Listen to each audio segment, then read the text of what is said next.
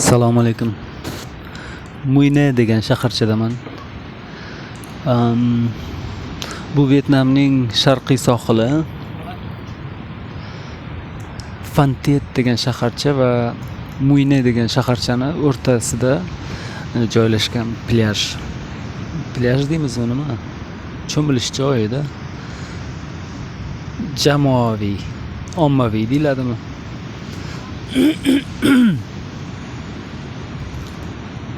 Shu yerda o'tiribman.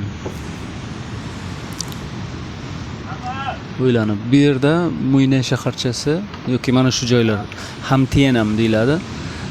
Bu shaharchada asosan ruslar va boshqa kelgan turistlar mana shu dengiz bo'yidagi rezortlar uchun shu yerda dam olish uchun kelishadi. Heylar ko'rayotgan bo'lsalaringiz, ana bu surfing o'rganadiganlar bor, bu surfing uchun joylar bor alohida. Bu yer endi ommaviy joy bo'lgani uchun xohlagan odam o'zini doskasini olib kelib cho'milyapti. Lekin umuman olganda surfing bor, kite bilan anaqa qilish bor, yurish, parashutday narsa tortib ketaveradi, shunga o'xshash narsalar. Xullas dengiz sportlarida bu bor. Keyin asosan bu yerda 90% desa ham bo'ladi, ruslar ko'p, juda ham ko'p. Yosh oilalar kelgan. Endi mobilizatsiyadan qochib kelganlar ham bo'lsa kerak bu yerda. Lekin juda qulay hayot kechirishadi.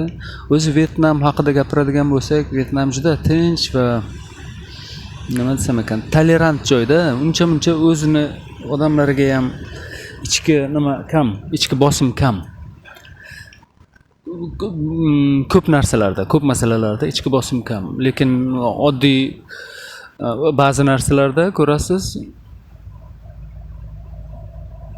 bir-biriga juda ham toqatsiz. Endi u misollarni keltirishni xohlamayman, chunki ana emas, ommaviy aytiladigan narsa emas. Shu nutqim yaxshi emas. Bunday videolarni mana Vietnamga kelib ishlayapman, yashayapman.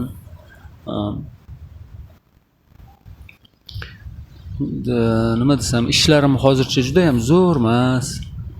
Shunday zo'r emas bo'lsa, bunaqa narsalar qilish bir o'zi anoga ham kelmaydi-da, nima deydi? Xayolga ham kelmaydi. Osonlikcha bunday o'tirib videolar qilish yoki bir Vietnam haqida gapirib berish yoki biror narsa haqida ko'rsatish, biror narsalarni kuzatuvlarimni aytishni xohlayman-u, lekin boyagiday tashvishlarim ko'pligi sababli bu narsalarga diqqat qila olmayman. O'zi doim shunaqa bo'lganman.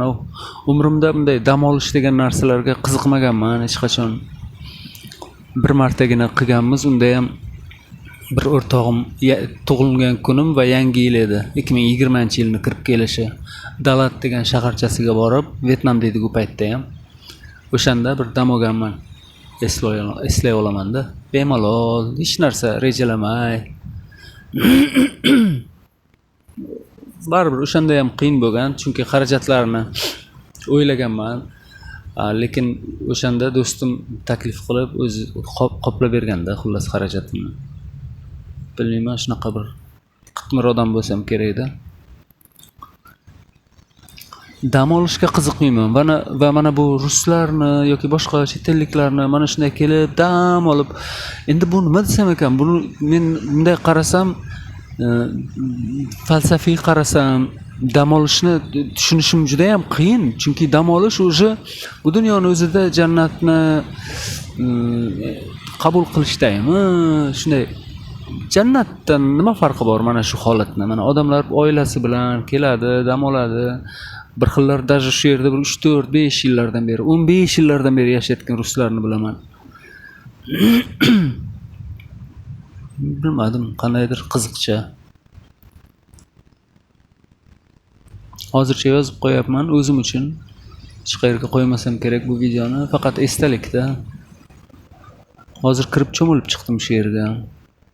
Ana заграждение deydimi, ограждение deydimi, o'shanaqa ipini nariyog'igacha suzib borib, katta uy tengi 3 metr, 4 metrlik to'lqinlarni ichida bo'ldim. Voy, bunday xavfli joyda odamlar.